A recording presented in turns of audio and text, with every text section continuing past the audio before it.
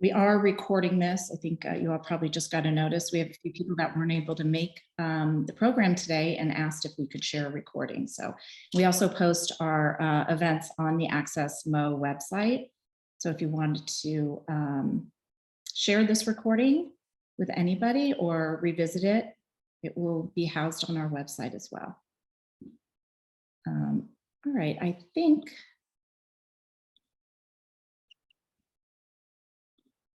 we could get started here.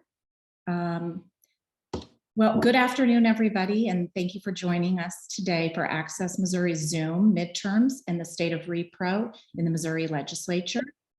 Access Missouri is a statewide political action committee inspired by Jewish values that provides education about and support to state and local candidates and initiatives in Missouri that embrace and advocate for reproductive health care and freedom. Before I introduce the members of our panel and start today's program, I want to thank a few reproductive health care champions that are here with us today. I see that we do have Senator Jill Shoup here with us. Thank you for Senator Shoup for everything you do in the state legislature across Missouri and for being here with us today. Thank you. I see we have Representative LaDonna Applebaum with us here today. Thank you so much for being here and for everything you do as well in the state legislature and across the state for reproductive health care. I don't see that we have any other elected officials. I see we have Carolyn Miller here. She's with Wesley Bell. So I think Wesley couldn't be here with us, but thank you for being here with us today, Caroline. Also have Bonyan Lee Gilmore, and I'm not sure if Yamelsi is here with us, but they are, Bonyan is Vice President of Strategy and Communication, and Yamelsi Rodriguez is CEO with Planned Parenthood St. Louis Region, Southwest Missouri. And I thought before we started the program today, if Bonyan or Yamelsi, if you could take a few minutes just to update us on the healthcare services that you're providing in Missouri and Illinois right now. Hi, yes, I am gonna wear two hats today. One, I'm gonna share a little bit about where we are in terms of our health center work in providing abortion care and other reproductive health care across Missouri and Southern Illinois, where we also have a health center. And then I'm gonna put on my advocate's voice and share a bit of an update since the election. I actually just came from a national convening of Planned Parenthood affiliates and did some red state caucusing, and I think there's some really hopeful takeaways that I want everyone to have here in Missouri, because I know it's not always hopeful here in Missouri. The first thing, speaking as Planned Parenthood of the St. Louis region in Southwest Missouri, we all know that access to abortion fell minutes after Dobbs was overturned on June 24th. Since then, our affiliate has been working really hard to think innovatively about how we can protect access in the region. We are really thinking regionally now that this problem is, it has always been kind of a collective issue, but more so than ever, it is no longer a state by state, border by border issue.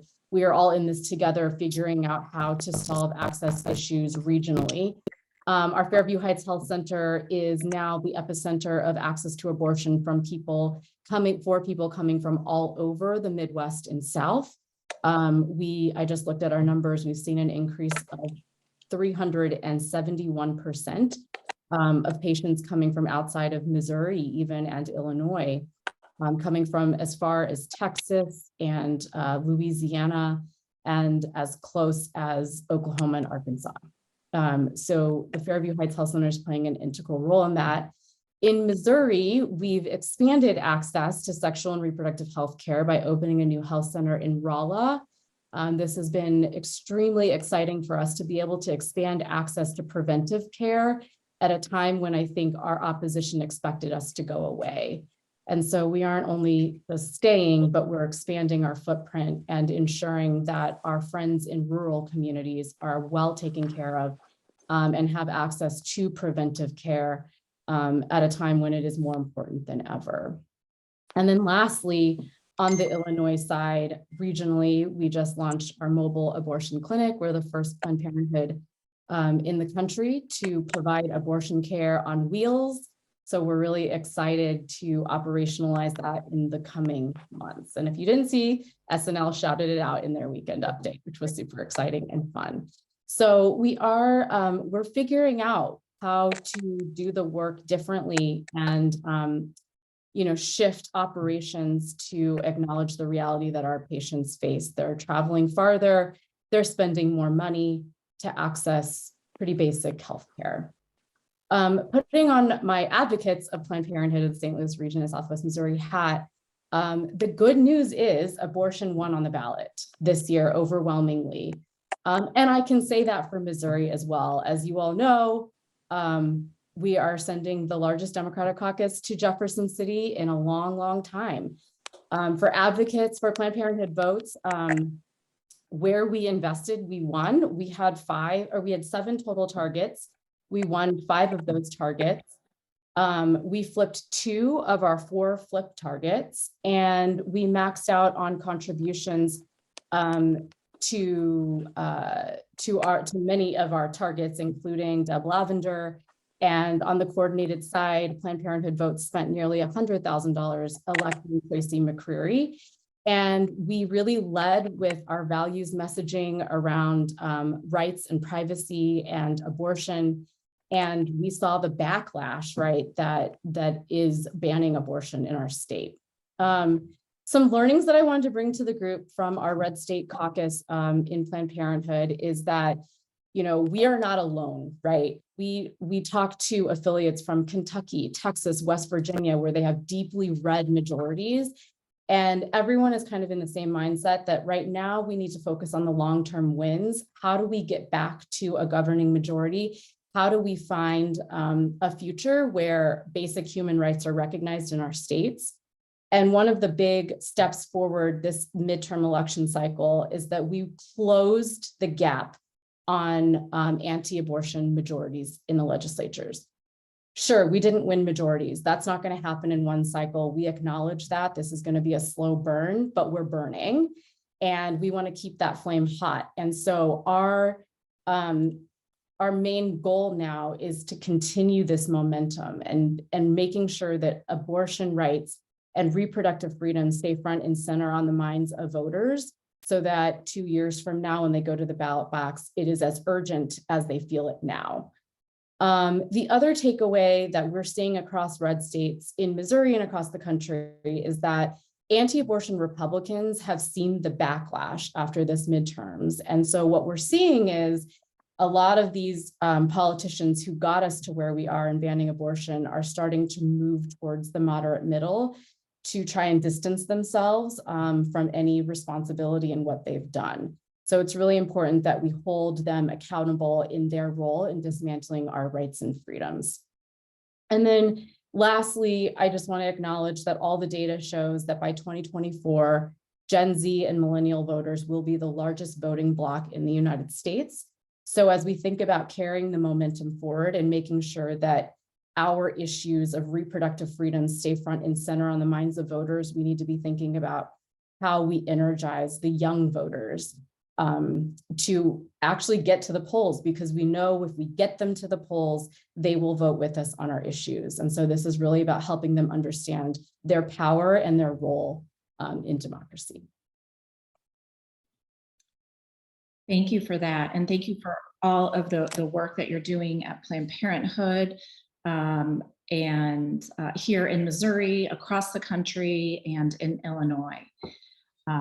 I also want to give a shout out and thank you to Luz Enriquez and CEO, and Tori Schaefer, Deputy Director for Policy and Campaigns with ACLU Missouri, who is also joining us today. So thank you everybody for being here with us. And now I want to introduce and thank our amazing panels for being here, our panel members for being here with us today, and for all the work that you do for Missouri. We have Missouri House Minority Leader Crystal Quaid is with us, Missouri Senate Assistant Minority Leader Senator Doug Beck, and Dr. Anita Mannion, Assistant Professor in Political Science at University of Missouri St. Louis and political analyst for KSDK and many news and media outlets in the region. So today, I would like to hear all three of your perspectives. I'd like to start at looking back at the 22 election with a lens on reproductive rights in Missouri. I'd like to also get your thoughts on the current climate in Jeff City, touching on any bills that have been pre-filed for and against reproductive health care in general, in the Missouri electorate on reproductive rights. And then I'd also like to spend a few minutes talking about any predictions or thoughts you have for 24 and going on. And also lastly, if you have any thoughts on how people on this call can support the reproductive health care work in Missouri.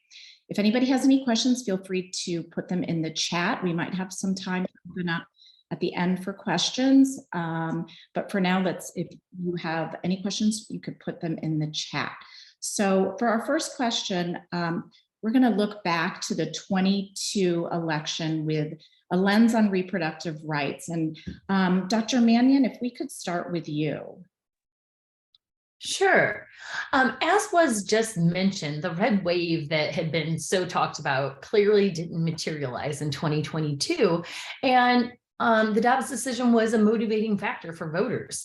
So kind of looking holistically, of course, everyone knows that the Republicans lost the Senate seat in Pennsylvania, but they also lost governor's mansions in Maryland and Massachusetts. They did pick up one in Nevada. But this is the first time since 1934 that the opposition party has lost both Senate seats and governor's mansions. And, this is a time where the president has very low approval ratings, inflation is high. And so we know that the Dobbs decision was a motivating factor.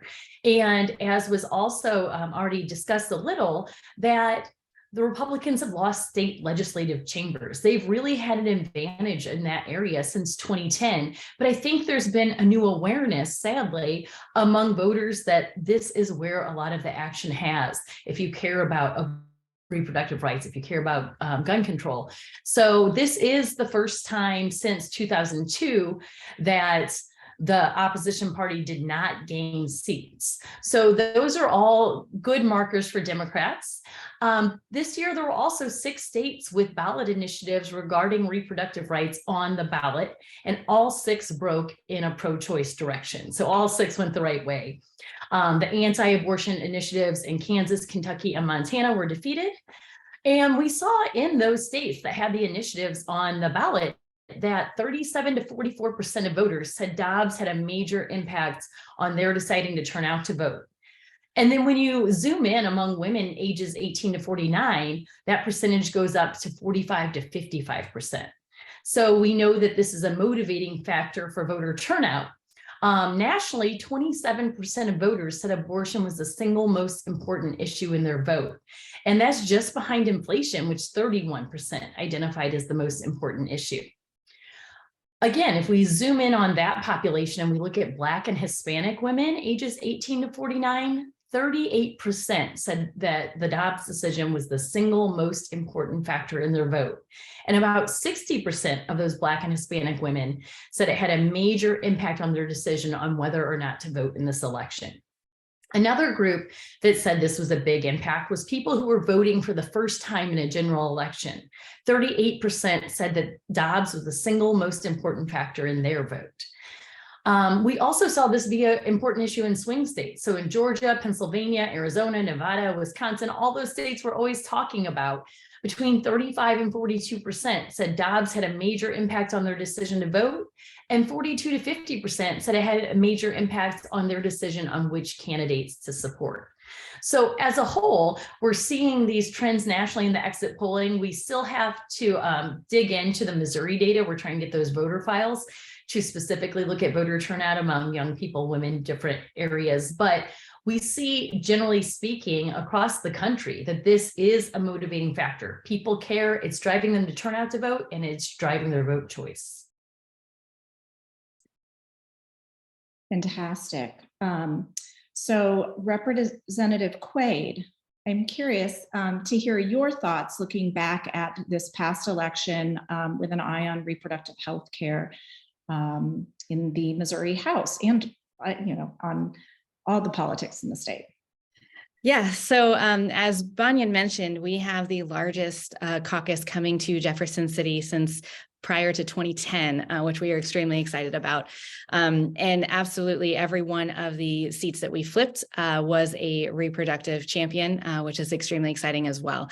While we are only gaining 3 new members in the caucus, I definitely want to highlight that we actually flipped 6 seats. And so with losing 1 and then with redistricting is where those numbers fell. But what's even more exciting is where those actual races were. We flipped 2 in Boone County, 1 in Greene, 1 in Platte Clay County, and then 1 in Jackson, and then of course 1 in the St. Louis side with Deb Lavender. And each one of those areas are places where we have been seeing incremental change over time, which is really exciting. Some anecdotal conversation, I'm in Greene County and my district got way more competitive than it had been in years past. And I cannot tell you the amount of doors where I knocked and the number 1 issue was reproductive health care. When we knock as candidates, we ask people, we say, what do you want us to be working on for you? It's not so much a, hey, you should vote for me. It's more, what do you want me to do for you as your elected official? And all over the state, it was time and time again, we want abortion care back. And that is exactly how folks said it. And it wasn't just young people. I could tell you very specific where I would knock doors in northern part of my district, and there would be a stereotypical voter where I would go in armed, ready to have a conversation with a Republican, an older white male who I ask, what's your first thing on your mind this year? And he says abortion. And I'm like, okay. And I got to take my step back, ready for that conversation. And the conversations were completely different than they have been in years past. It was people wanting us to do more and people who are frankly very angry, which was really nice for us as candidates to be able to be back on the side of a winning conversation and being able to very unapologetically talk about where we are in terms of our priorities as candidates and having that conversation. Another really great number that I want to shout out to you guys is it's not just about those 6 seats that we flipped and the 3 new members that we gained, but if you look at every single House district in the state, the average move the needle was 4 points to the left when you look at the entire state demographic. The only area of our state that we didn't move left was in the Cape region and the Boot Heel. And even those Republican gains were very, very small. And so when we look at the long-term plan in our state and how we get back to a governing majority, it is looking at where those incremental changes were, holding onto the seats that we were able to flip, but then looking at the next tier. We had over 7 seats that were lost by less than 300 votes, which is super exciting. And so we know where we need to target next time. And we have a lot of those same pro-choice candidates who are going to run again, which they're not backing down, which is super exciting as well. So when it comes to how did 2022 elections go, I couldn't be more excited. Every single race that we put energy behind went our way except for 2. We invested as the House Democratic Campaign Committee in 15 in financial ways, 15 seats, and we won 13 of them, which is super, super exciting for us. And as I said, the needle is moving in our direction. So I'm really looking forward to 2024 and beyond that, because it's not just going to happen. As mentioned, this is a long-term investment in our state and really targeting in a smart way and investing in those places while also supporting candidates everywhere. And I want to give a huge shout out to Access Missouri. You all were huge supporters of our candidates and of the House Democratic Campaign Committee. And we really appreciate the support that you gave to our folks. And that's really the wins came in from those partnerships. Well, thank you. I do have to say that the candidates were phenomenal. We're so fortunate and working so hard. I did knock many doors and I did wear this shirt, abortion is healthcare, and many shirts like it. And the doors opened wide and the conversations that I had were really enlightening and people cared about abortion and wanted to talk about it. So thank you for your work. And then Senator Beck, can you talk to us about your perspective on this past election? Absolutely. And thank you, Dana. I appreciate it.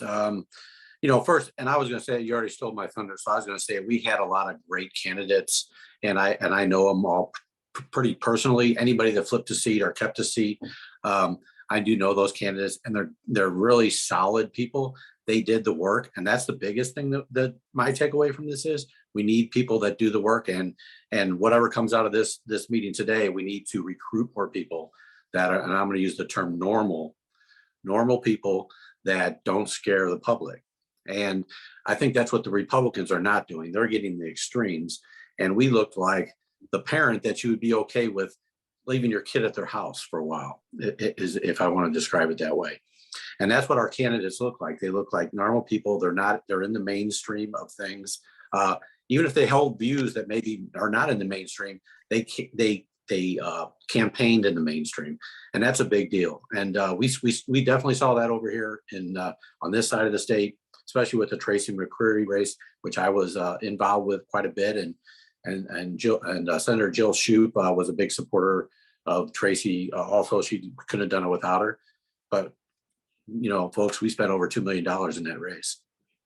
$2 million went into that race to keep that seat. But again, Tracy is a great candidate, and she ran on the being not an extremist, just saying, hey, women should do their own healthcare choices. If you look at her commercials, they were very, very thoughtful, and they were well done. And I think we need to keep that in mind as we go forward in Missouri. But looking back on 22, I think that was a big part of what happened. Also, I'll give a shout out to the HDCC, and I'll also give a shout out to our Majority Forward, which we are trying to build.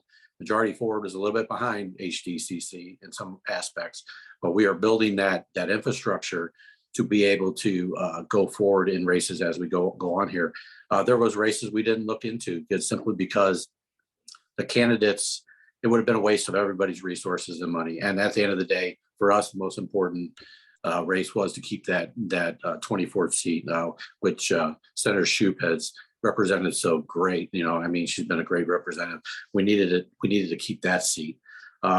But we also looked at other candidates, and we need to actually start recruiting more, and whatever we can get help with, and organizations to help with that process, because it's a hard process because nobody wants to do it. When you talk to people, I might be the worst because I'll tell them the truth, and then they back away from it. They don't want to come do it. But I think it's something we need to do, is recruit more candidates in these areas. We're going to have so many. Well, we'll talk about that later. But going forward, I just wanted to say that we should look at what happened in 22. We should definitely get all the data that you mentioned. But I think what really happened here was that we had the common sense candidates that really worked their asses off, and that's how we won.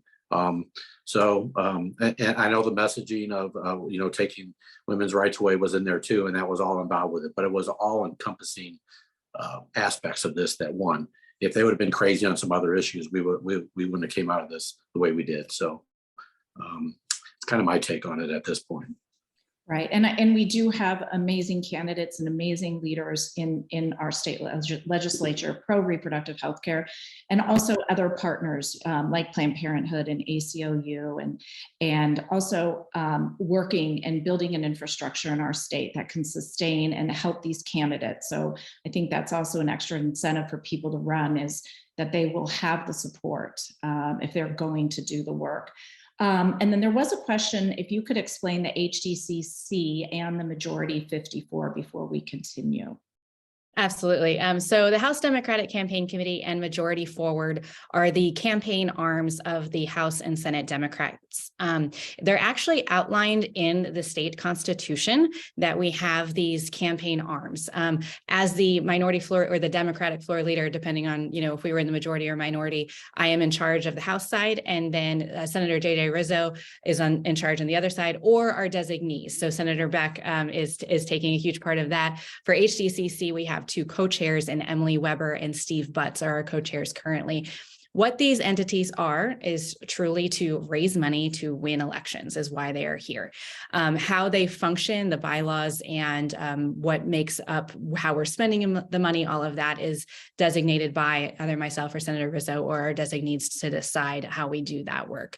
What is unique about HDCC and Majority Forward compared to other PACs that you all are used to is the way that we can coordinate and the amount of money that we can receive. So that entity actually has no campaign contribution limits at all. State parties have $25,000 limits. We do not have any. We can also in kind or not in kind, we can spend through IEs any amount of money that we want on a candidate. So we can only give $2,000 to House candidates, $26,000 to the senatorial candidates, but we can spend as much money on them as we want to, whether that's door knocking, mail, phones, or any of that sort of thing. So those are the campaign arms that we have here in our state. And it's really unique the way that ours are set up. We are actually the only state in the country who has it set up this way. And so it makes things like the coordinated campaign a little bit different compared to what we're used to in the past once these laws changed. Because of the non-contribution limits, we funnel money differently, and it's a little bit strange than compared to what we're used to. We've had 2 cycles now with these campaign laws. Okay, thank you. Yeah, and majority forward is the same, just as Crystal did a great job of explaining it. But I think what I want to give the takeaway is the biggest thing we can do as these organizations is we can also define the opponents. We can define them early on in a race, whereas you don't want your candidate doing that, and we're able to do that for them. And that is a big deal going forward, because it's hard for them to get out of that. Once you define somebody, it's hard for them to change who they are. They got to spend a ton of money to do that. So that's a big deal, and that's how we can be successful in a lot of ways. Great, fantastic. We do have some questions in the chat. I'm going to leave that for the end. I'm going to just address our 2 other questions to the panel, and then we'll get to those questions. So I do want to talk about your thoughts on the current climate in Jeff City on reproductive health care. Representative Quaid, could you tell us what your thoughts are in the House, and if any bills have been pre-filed, if you could address those as well? Yeah, absolutely. So I would say that the climate right now is Republicans realizing that they overstepped. You will see, if you actually look through the bills that have been filed, a whole lot around what it means to be pro-life. And so instead of actual abortion legislation, we're seeing Republicans take our ideas and actually try to support families for the first time in a very long time, which I don't hate. Listen, I'm not, if they're going to pass legislation, we don't need the credit for it as long as it supports families. But those are things like expanding postpartum care under Medicaid. Those are things like addressing the cliff effect for social services. We're seeing a whole lot of bills being filed by the other side that have been our issues that we've been working on for a really long time.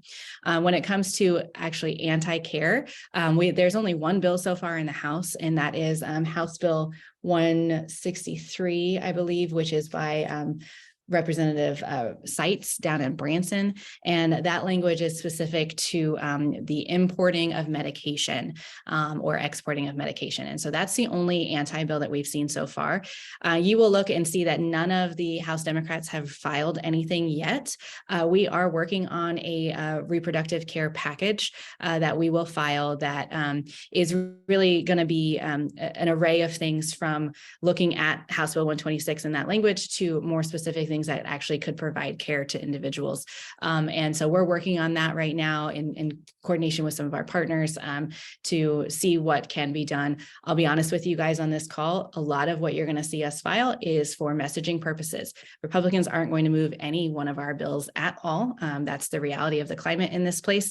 And so when we file things, it is more from a strategy standpoint versus a hoping that bills come to fruition standpoint. Some of the things that we've been working with some of our hospital partners on, there's a lot of folks scared right now from the doctor's perspective of what kind of care they can provide and the insurance liability lane and a lot of that stuff. You may not even see any of us file it, or if we do, there'll be a Republican counterpart that will file some of that legislation. And I want to definitely preface that everything that we're working on will not get in the way of the ballot initiative potential that we have in 2024. It's more low-hanging fruit that potentially could provide some guidance or some protections for the doctors that are currently trying to provide care under the laws that we have right now. So not going beyond that, but under 126 and the guidelines that they have, what can we do to help make their jobs better? Fantastic, thank you. And Senator Beck, I know that Mary Elizabeth Coleman is now going to be joining you in the Senate. Has she filed a bill, and have you heard anything? I know that she would like to ban any travel from Missouri to obtain abortion. Has that been filed, or have you heard anything about if she's going to move forward with that? Interestingly, I have not seen that yet. What I have heard, what we have heard from the senator-elect is kind of what Representative Quay just stated, stuff about taking taxes off diapers and things like that. All these things that going forward, it sounded like a pro-family, pro-woman thing. A lot of that going out there, and she may have been she may have been in favor of those things in the past, but I know she voted against them in the past also, if I'm not mistaken. When soon-to-be Senator McCreary had some language in the House, if I remember correctly, I think she voted against some things or talked against them. But anyway, yeah, so we see them shifting, I think, in a whole, and I would agree with that statement that somehow this is the kindler, gentler, take away your rights here, but we're gonna go ahead and subsidize some of your family things over here type thing, and hoping that's like a big eraser, I guess, and wipe out everything they've done. So I think that's the approach we see them taking, and I can give you some other bills that are filed in the Senate to this point. And we have some Democratic bills. So Senator Razor, I think he wants to distinguish between abortion and birth control, whatever his language is on that. I would give you, here's a problem. So I would give you the numbers to our bills, but I think our bills are all numbered wrong. They started a new website service at the same time while pre-filing was going on, and everything is screwed up. So I'm not going to give you any numbers because I don't want you looking around. But if you want to write down the bill sponsor, that shouldn't change. It would be Senator Razor's has that language. Senator Arthur, I believe, looks like a repeal of 126. She's filed. Nick Schroer, he has some language here that not only would go after like Planned Parenthood and others for money, for federal monies or government monies, taxpayer money, but also hospitals and any other thing. It's pretty long. It's the same as some other bills that we've had in the past, like 18. Let's see, HB2, first extraordinary session of 2021, HB2. So if you look at that, that'll be kind of the same language there. It's similar. Mike Moon has something about taxation. I don't have details on that one. I kind of told you guys ahead of time that that's in there, but that's Senator Moon. And then Senator Moon also has an SJR that they're going to be recognizing that nothing in the Missouri Constitution be considered to secure or protect a right to an abortion. So that'll be, that would go to the voters. And then Senator Eigel has one where no public funds will be spent for abortion, going to the voters. I have three bills. They're kind of different in aspect the way I decided to approach it. One of my bills will not allow a convicted rapist to be able to get parental custody of a child. So that's one of my bills. I have the bill that once a woman becomes pregnant and a paternity is declared, that they would be responsible for 50% of the medical bills, the father. And the third bill is you cannot be fired for if you're pregnant, for pregnancy, anything to do with pregnancy, anything to do with childcare, anything to do with all those things going forward. So I expect to not get a hearing on any of those bills, but they will be used at some point, probably as an amendment, as Senator Shute knows how the Senate works. But yeah, those are the three bills that I have. And as we get more information, I'm sorry that I didn't have anything with numbers on it. I don't trust any of this stuff, but apparently the Senate website is screwed up. So. Well, no, I appreciate that. So we don't spend our time fishing around for the wrong bill. Yeah, no, thank you for that. And we're getting a lot of questions about attacks on the ballot initiative process and also on a statewide ballot initiative to protect abortion in the state. So I know that folks are working together to explore all options on the statewide ballot initiative to protect abortion in our Constitution. So preliminary stages right now. I wonder if Dr. Mannion and could start with talking about the ballot initiative process in Missouri and the attempts of the legislature to try and make that more difficult. I think that seems to be, I think it was already, a bill was pre-filed to that effect. And also, when you're done speaking, I'd like to hear Representative Quaid and Senator Beck's thoughts on this moving forward in their houses. Yeah, we've seen for years now in Missouri that Missourians support progressive ballot initiatives, whether it's Medicaid expansion, marijuana legalization, raising the minimum wage.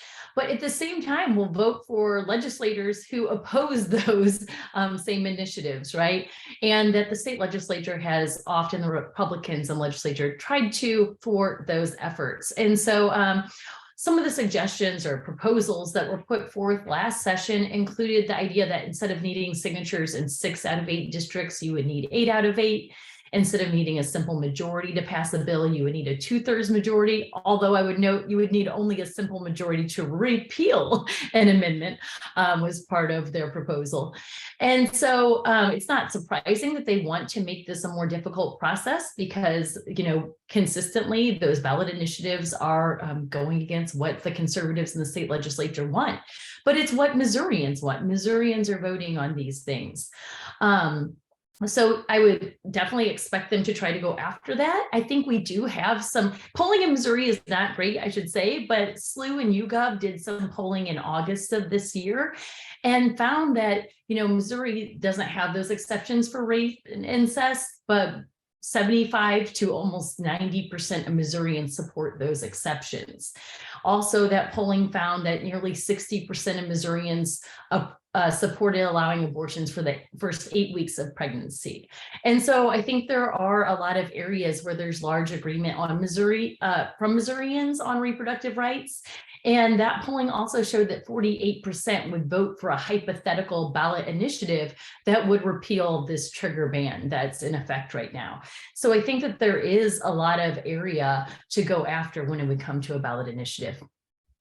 Are you familiar with how many states have this ballot initiative? Do you know off the top of your head?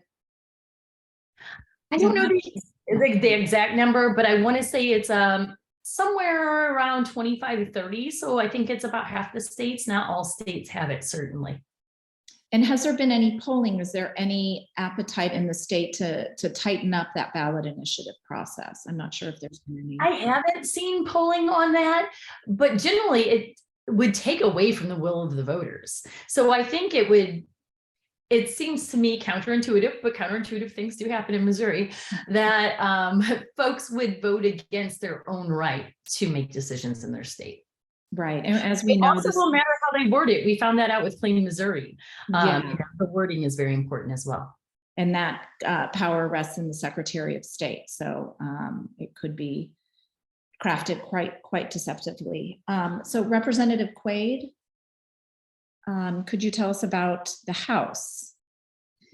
Yes, so the incoming Speaker of the House, Dean Plucker, has made it no secret that redoing the initiative petition process is his #1 priority. So he has been talking about it for quite some time, but just because it's his priority doesn't necessarily mean that it will happen. But as kind of already stated, there will be, I'm sure, upwards of 10 to 15 different versions of IP reform, and which one sticks, we really don't know. This one has been like I said, a topic of conversation for a long time, but also one that has been utilized for negotiations for quite some time as well. And so I'm not confident that he's going to actually be able to get it done this year, to be honest with you. But that said, they know that we are coming for abortion rights on the ballot, and among probably some other pretty progressive things, looking at what's going on across the country, I wouldn't be surprised if there were a few different options on the table. And since we know that this is a priority for them, I think a lot of different groups are looking at what they can get done before they actually are able to change this. So we know it's going to be top priority, and it's going to be pushed through in a lot of different versions of it. One of the things that I am encouraging from a strategy standpoint, of course, we are going to reject anything that they present us. But looking at what would be the least damaging of all of the different options on the table, I know is very helpful for us. And so we're trying to look at some of that data. Does it cost more money if it's the 8 districts, or are we more concerned about the threshold, the signature gathering? There's a lot of different options that they're going to go after. And so I think for us as legislators, knowing kind of the hierarchy of priority is going to be really important when it comes to those negotiations. But I can, like I said, the speaker has told me numerous times that this is what he is hoping to get done. Interesting. And just so everyone is clear, amending the Constitution, this ballot initiative process can only occur when there's a statewide election, which is not till 24. So that's why we're all talking about 24 for these issues. Senator Beck, is there any talk in the Senate? I assume there is. Oh, there absolutely is. And if you've been following some of we have a new floor leader now, and this could be a very interesting session. Our new floor leader is Senator O'Loughlin, and she just puts things out there and says what she's going to do. So CRT, transgender legislation, Parents' Bill of Rights, those are all things that they're priorities, and they're going to do those before spring break, according to the floor leader. And right after that, she also did mention initiative petition.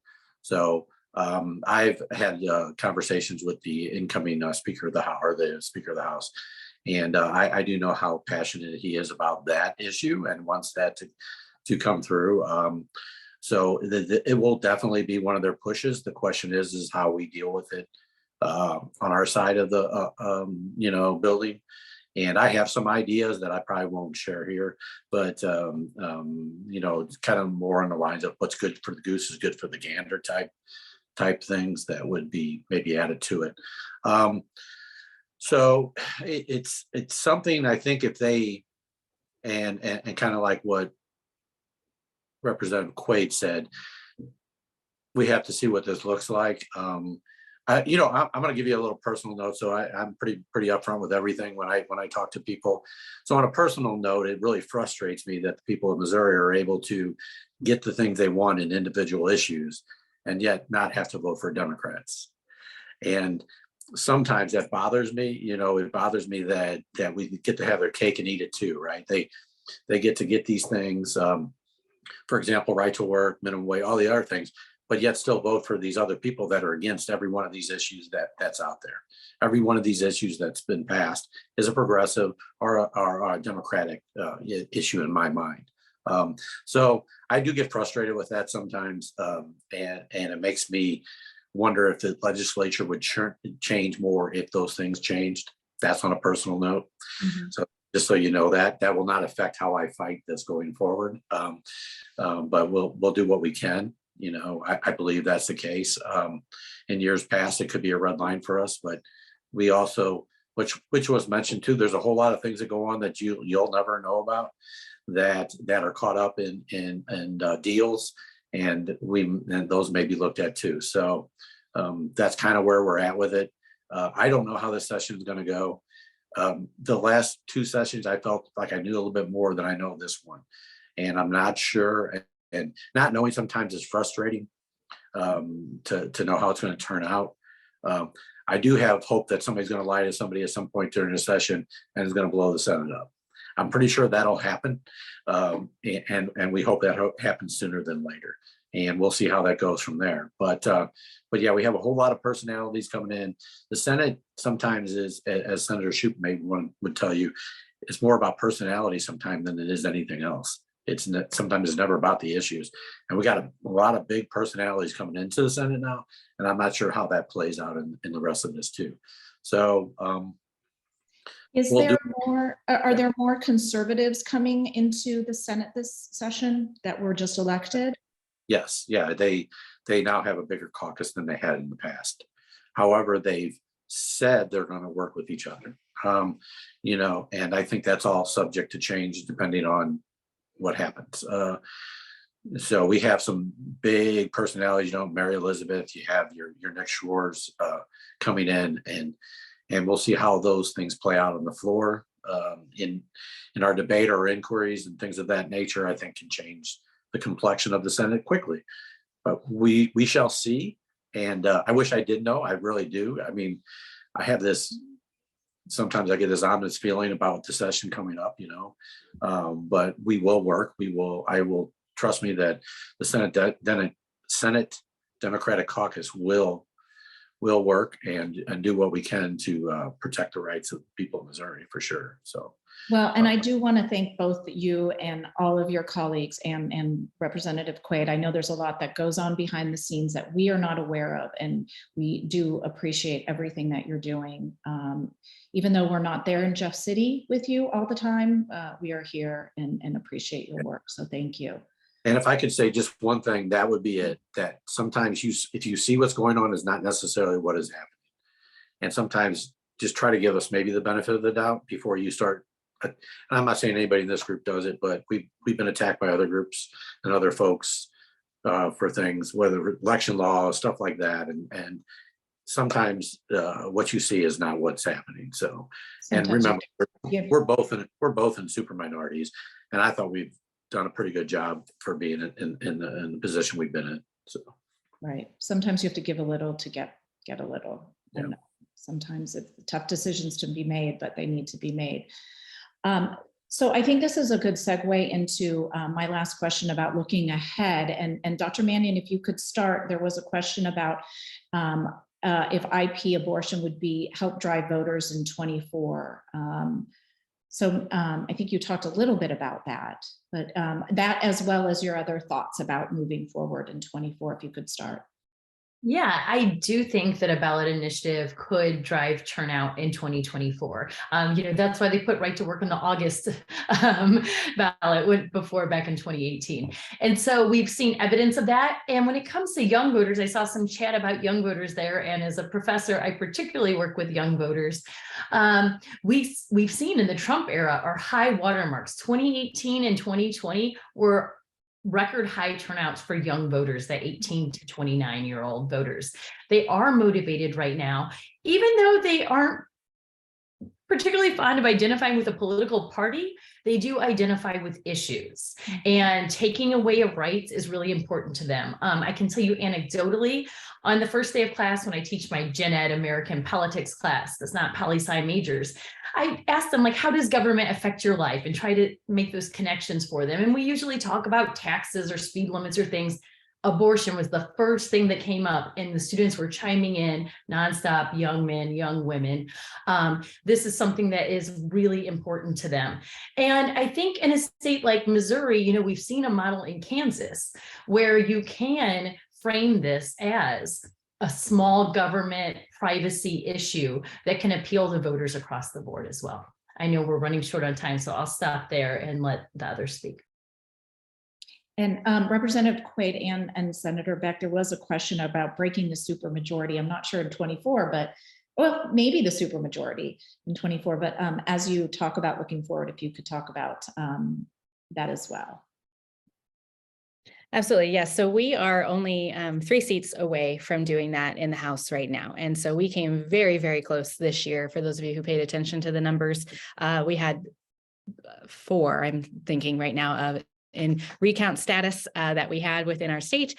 And so very close. And so, yes, absolutely. We will continue working towards that. When it comes to 24, not only will we be looking at the House, but I think having the U.S. Senate race, all of the statewides on the ballot aside from auditor. And then, of course, yes, if we can get abortion on the ballot in 24, that will be a huge push for us in terms of turnout. And I think that will really put us in good standing. As I've mentioned many times and on this call, but also if anyone's ever heard me speak, it's really about the long game when it comes to the House of Representatives and the Senate. Quite frankly, getting the gavel back for each chamber is going to take time. And so if we can break that threshold in 24, that definitely gives us more power on our side. And then it continues from there before we get back that gavel, but the pathway exists.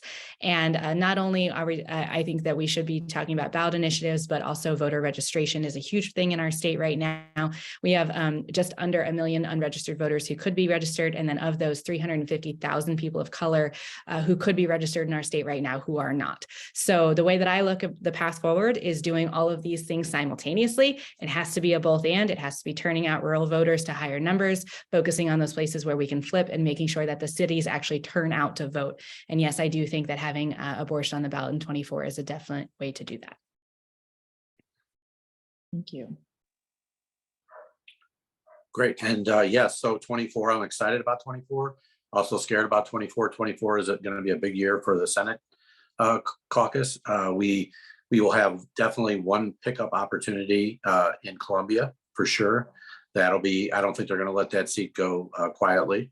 But we also have defense of the 11th district, which is JJ Rizzo, which got a little bit tougher for us to win. Lauren Arthur's district, which is a very, very tight competitive district. That'll be another one we need to keep. And then my district, it is got a little bit more competitive from the last time around with the new maps. I also think that we have a possibility, if we have the right candidate up in St. Charles at Bill Idle's district, of giving them a run for their money and possibly making them put money into that district where they're not able to be on the offense everywhere else. It would be great to see them on the defense in a couple districts. But also that means we're going to have to be able to do what we can to raise money, which will be, like I told you earlier, we it's $2 million on one race. So I don't know what this is going to entail coming up in 24. And then in 26, it also, again, in 26, we're going to have other opportunities in Springfield and then Kansas City and possibly Platte. Big opportunities, I think, the way things are going and the way things are shifting. But again, that's all going to take resources and infrastructure and a bunch of other things. So, and everybody on deck, so to speak. So, but yeah, I do. We need 2 to get out of the super minority, 2 seats. The first session I was in, one of the Republicans had COVID and they couldn't take a vote on something because they needed, so it's very important. They held legislation off for 3 weeks because they couldn't trust another one of their own people. So if we could even just pick up 1 seat, then we're in the, they have no room for error. Nobody can be absent on some of these things that we do. And also that'll give the opportunity. People don't think about this, but even if you have a Republican governor, that'll give the governor an opportunity to be able to veto legislation that he feels, deems whatever, that might be okay with us too. He can veto some extreme legislation if he feels like they're not going to be able to overturn his veto. So anyway, that's just some things to think about. Or she, by the way. Or she. Okay. Well, he or she. But I was Okay. specifically stating was a Republican. If it's a Democratic governor, that would be the greatest thing ever, and hopefully we can get that in 24. I don't know if we have any candidates, but we shall see. But anyway. Well, we have a strong coalition that we've been building in Missouri. And I just have to say that so many amazing leaders doing the work on the ground and coordinating and so important to moving forward. I think we have addressed most of the questions in the chat, unless there's anything that you see. I see there's a question about the religious freedom issue. And I think as we saw, I think in Indiana, I believe there was a successful lawsuit for now. I'm not sure, I assume it's going to be on appeal. I know that ACLU is researching that issue, but I was not moving forward at this time with that. Yeah. Dana, Go ahead. I had a follow-up question in the chat, and it was if there were a reproductive justice ballot initiative in 24, if Crystal and Doug thought that would make recruiting candidates easier, given an anticipated larger turnout of people whose ideology leaned a little more towards our side, if I can say that. Thank you. Absolutely, yes. It does. That would absolutely help with candidate recruitment. And I would say not just on a turnout conversation, but from a moral responsibility conversation, because I can tell you candidates who are in districts that may not win, if they know that increasing that voter turnout in their district by 1, 2, 3, 4 points can make a difference on a statewide conversation, absolutely, they will be more willing to jump in and take on the hardship of being a candidate. And that goes not just for the ballot initiative, but also for statewide candidates. If we have really great statewide slate put together alongside with abortion access, then absolutely it's going to make it so much easier to get folks to jump in and also to volunteer. There's going to be a huge campaign for a signature gathering, but then transitioning those folks from signatures to campaigns, and then being able to offer our candidates, look, we've have 6 months worth of people who are out doing this work for reproductive health care, and these folks are ready to get to work for you. Will make that conversation a lot easier. Absolutely. Yeah, that's exactly well put. And I would also stress that we've done a poor job of this in the past, but we definitely need to tie the referendum and candidates together in the election forward, because we have done a poor job of that in the past, and we need to be able to do that. However we can do it to make that happen all at one time, for sure. I also would like to see the referendum get done later than sooner, because it gives them more ideas to combat it or whatever they're going to do to confuse the voters. So that's kind of a give and take issue, but the longer we wait to get it done, the better off we are, I think.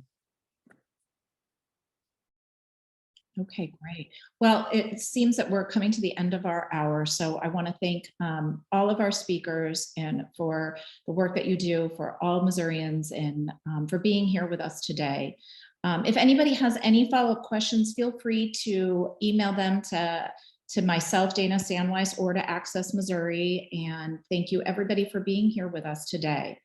And we look forward to working with all of you in the future to continue to have more wins in Missouri and have a state where abortion is accessible to everyone. Dana, I want to thank you and Access Missouri. You guys have been a great organization to work with. I truly appreciate everything you do. Thank you. You're welcome. Thank you. All right. Take care, everyone. Bye.